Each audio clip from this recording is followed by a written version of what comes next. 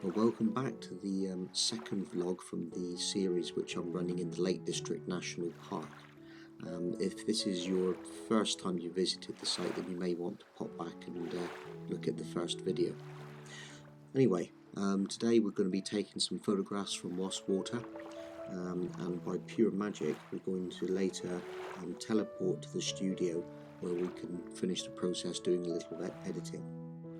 So in this video I'm going to show you my setups in the field and explain how I edit my final photographs using Nik Silver Efex Pro 2. So stay with me, learn some of my techniques. As I said, this is part of a series, so subscribe, hit the bell icon, like, comment and share to receive updates on the next release. So hope you can stay with me to the end and enjoy the vlog.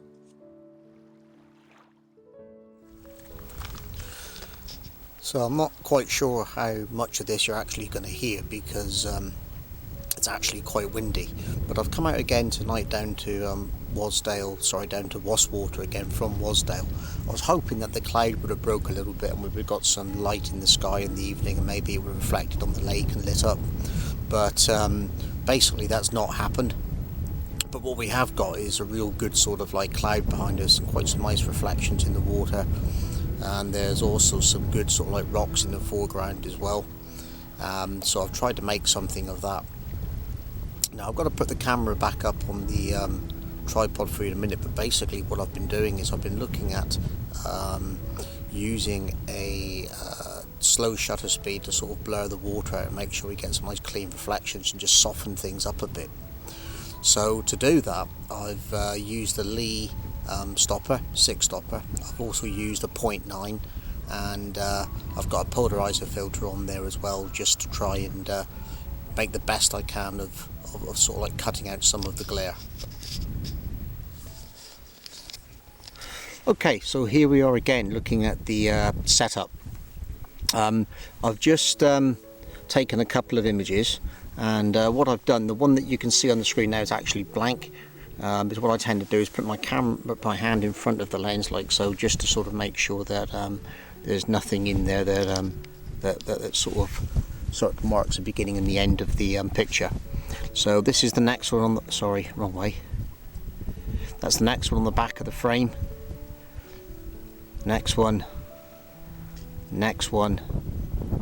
and then last one again is just a blank one just to mark it. So that's the 3 pictures that I've been taking. So on the camera itself, I've using the Canon 5D Mark IV as usual. I've got my 24-105 lens, and I've fitted to it a 6-stop grab polarizer and also a 0.9 ND or 3-stop as well, just to really slow that shutter down. So guys, that's probably it for now from here, and it'll be time to sort of see what we do next.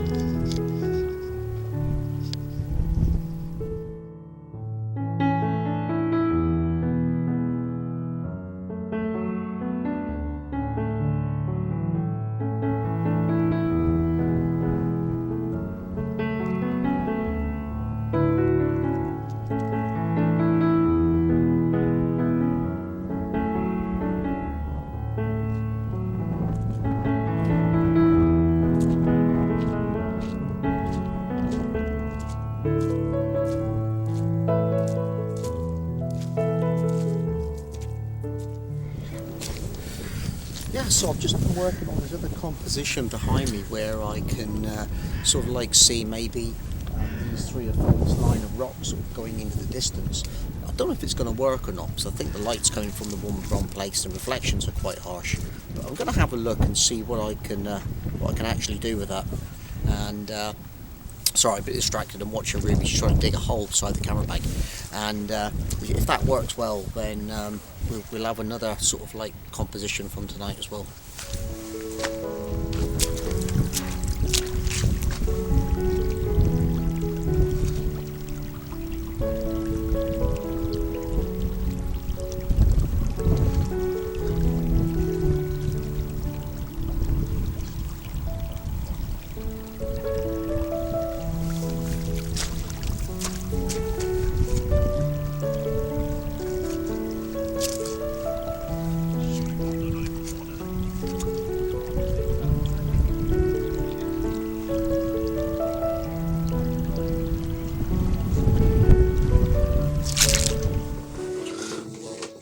Okay, so here we are by magic back in the office, ready to do some editing.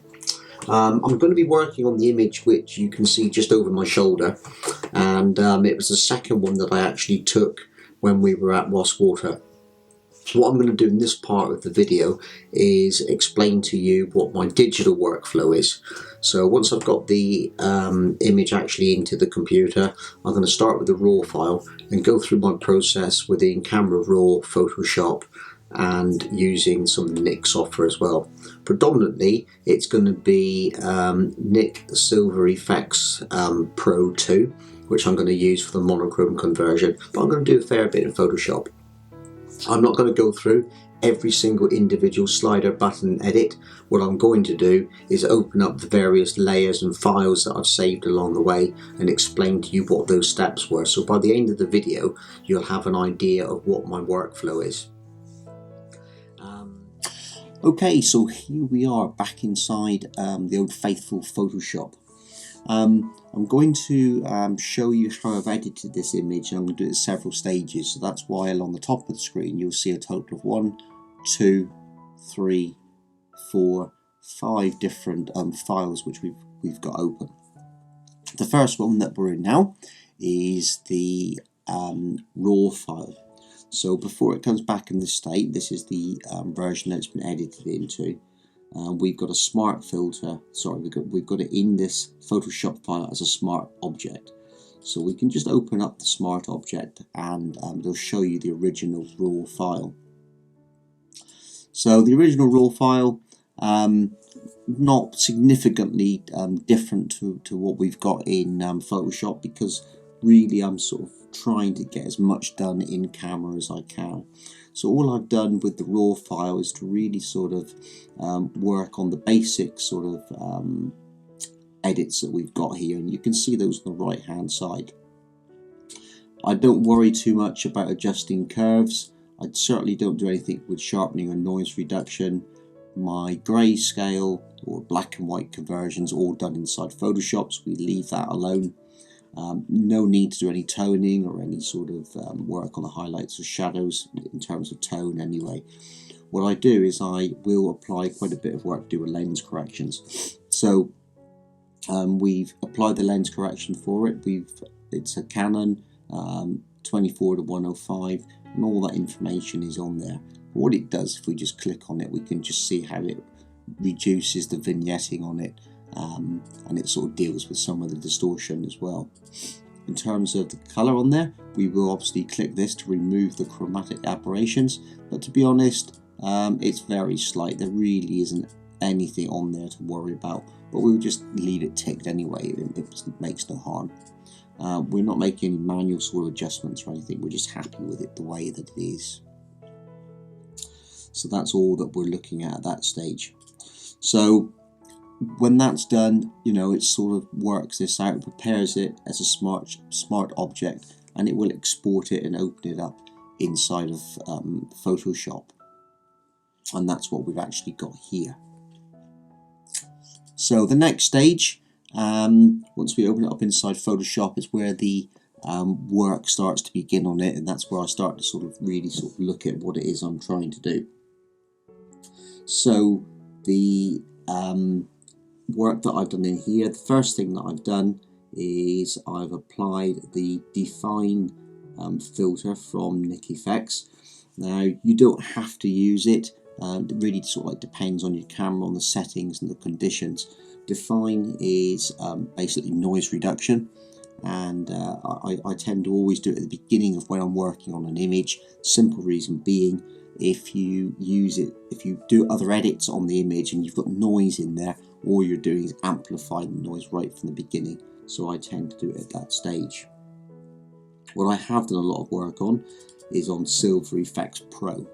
So Silver Efex Pro is the part of the Nik Efex package where we actually work on doing the raw conversions.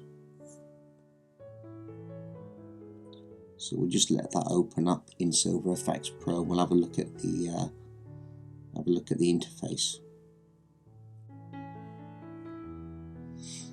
Okay, so here we are inside Silver Efex Pro. If we look on the left hand side, it'll give us a number of different edits that we can use, and all of these edits down and through here will allow us to look at the image under very different sort of conditions, and that's all these all the way down through, and that will allow us to sort of try out different styles on the left hand side before we actually apply them. And that's all that we sort of work on. Some of them you'll like, some of them are actually completely wacky, but it gives you an idea. And that's what I do with this. I tend to use this palette to give me ideas about what it is I would actually like to work on. So I've already applied my edits within Silver Efex. So we're just going to go back and have a look at what those edits actually are. Okay, so if we just get rid of all of these over here, look.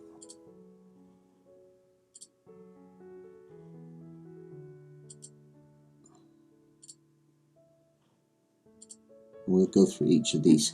So the right hand side palette basically shows us the adjustments that we're making. And we've got global adjustments, selective adjustments, we've got color filters, film types, and finishing adjustments. And at the bottom we've got a view of the histogram, or we can have another setup where we can actually have a look at zoom in and look at the details of the image. I tend to leave it on histogram. So I've reduced the brightness by about 21%. I haven't done anything different to the highlights, midtones, or shadows. Contrast. We can adjust the contrast, and we've gone a little bit harder on the contrast, only slightly at 7%. Structure, I've made no adjustment to the structure inside here. Selective adjustments, at this point I haven't really put any selective adjustments on at this stage. I am going to do some later on, but it's been done in a slightly different way. Color filters, once again, I'm not using any different color filters as you would in traditional black and white photography. Film types, I'm not really trying to go through any different types of film simulations. There's a whole different selection of them down there that we could use. But we're just leaving it on neutral and doing our own edits. Same with the finishing adjustments. There's nothing in there that I'm trying to do either. Just going to leave it exactly as it is. So let's go back into Photoshop and look at the next stages.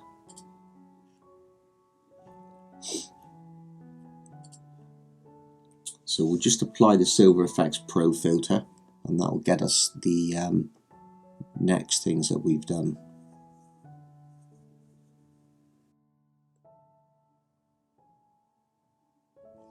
So back inside Photoshop, all the smart filters have been applied. So we've got define, silver effects, and everything on there, and they've been applied to our original import from Camera Raw converter, which is still there as a smart object.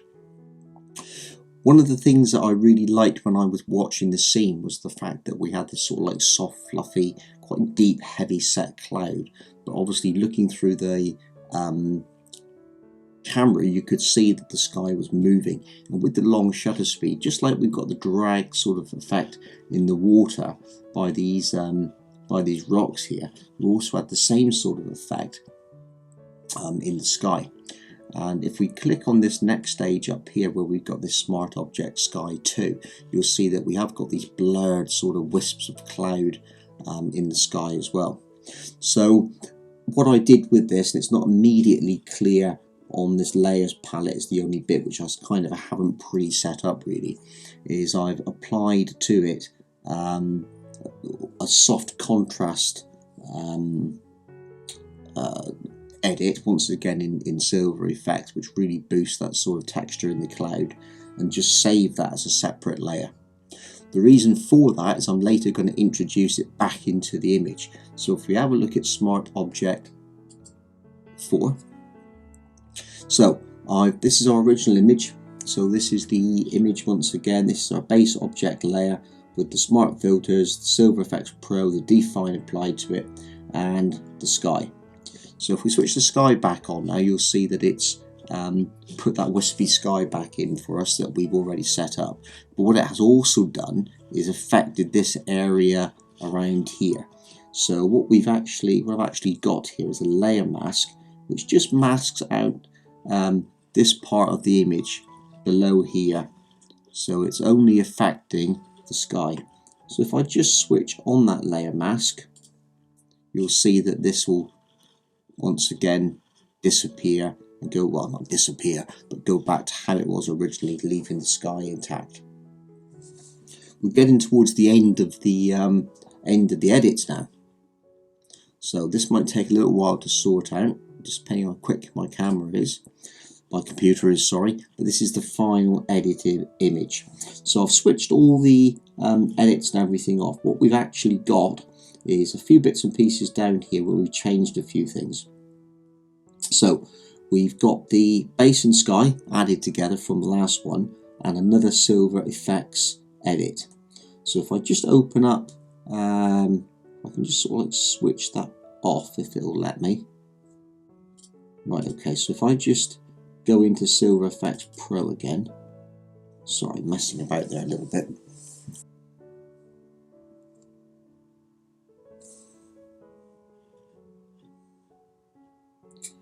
Okay, so inside the next edit which I've made in Silver Efex, I've left everything as it was before, but I've made a few little different adjustments to a few things. So what I'm trying to do now is, although I've got a nice wispy sky, I've got some nice soft water that's moving as well because of the high shutter speed, slow shutter speed. What I want to do is I want to impact the detail and the strength which I've got in the fell sides, so obviously across here, and also in these rocks in the foreground which sort of lead our eye into the picture.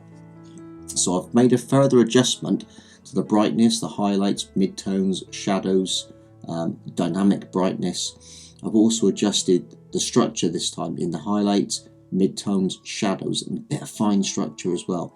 I haven't made any adjustments to anything else. And the idea behind this, I just want to try and make the rocks and the fell sides pop out of that background and become even more powerful in it.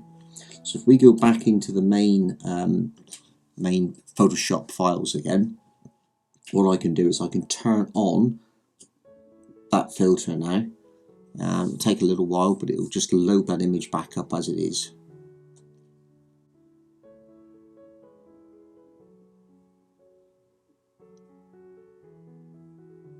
Okay, so there we are back in there again. So now finally what we've done is we've applied the filter to it. But what we've also done on here is we've also got a layer mask. So whereas in this stage the filter is affecting everything in the image, what we can do is we can enable the filter mask, and then it will allow the original image to come through from below, and it's just allowing the fell sides and the rocks in the foreground to lift out and pop out of the image a little bit. Something I tend to do with all my images, normally quite subtly, is I apply a vignette to them. Now I like to do this myself in Photoshop, and I use the graduated gradient tool, and I just drag that in from the right, left, the bottom and the top, all on separate layers, so each can be controlled individually. So on the right hand side here, you'll see that I've already done that to these layers, and we can switch on the top one, very subtle. We can switch on the bottom one, the left and the right. What we've also got over here though is a layer mask applied to that as well. So this layer mask basically says don't affect the rocks, the highlights on the rock, so don't affect the rocks, don't affect the fell sides, and that just stops those from going too dark. To make it easier to control, I've put all of that into a separate group, so we can close that group down. So the vignette is inside a layer group. So there are some more final edits which are in a second group, and the reason I've grouped it as well is because then what it will do is everything inside this group will be affected by all of the edits I've made here.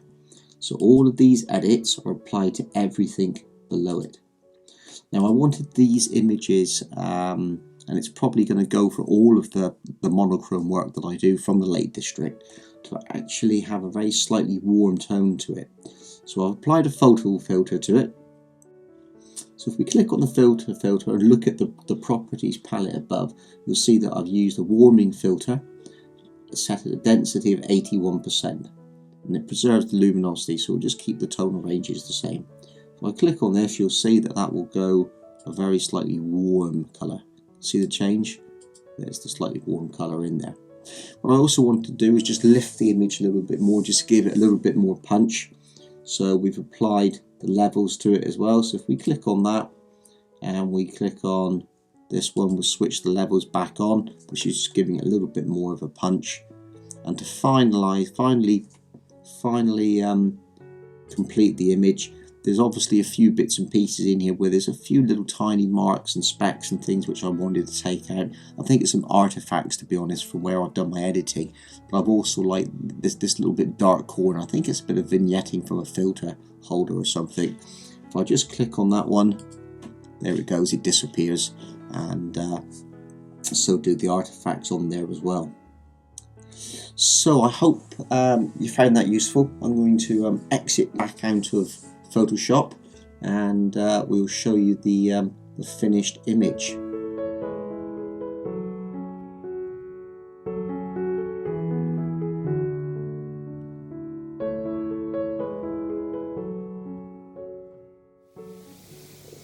So okay, I hope you enjoyed that, and hopefully, like I said at the beginning, I want you to take something away from it and something that you can use. It's not that you have to use it, but it might give you some inspiration, some different ideas and different ways of working that'll help your own photography.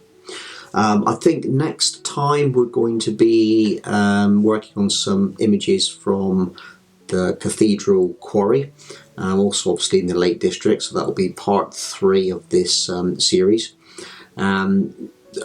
I've got to be honest, I haven't edited the videos, I haven't edited the images yet, so who knows how they're going to turn out. If it's really bad and it doesn't work out right, then I guess I'm going to have a quick change of plan and come up with something else. So don't be too harsh on me if you're expecting Cathedral Quarry, but get another video instead.